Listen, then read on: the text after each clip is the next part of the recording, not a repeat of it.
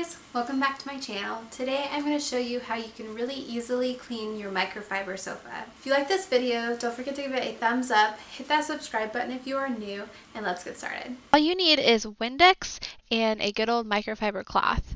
I like to spray my cloth directly so I avoid getting fumes into the air. Then I start at the top and work my way down in an S pattern to avoid missing spots.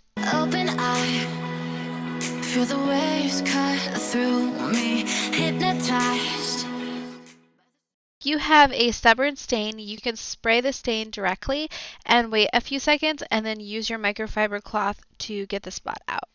By the sounds I'm breathing in, hold tight, chemicals collide.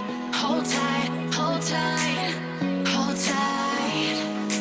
Dripping lights paint the skies, all because I hope you guys liked that video. If you did, give it a thumbs up, hit that subscribe button, and don't forget to tap that bell notification. I upload new videos on cleaning, motivation, and tips every Wednesday and Saturday, and you don't want to miss out. I'll see you guys later.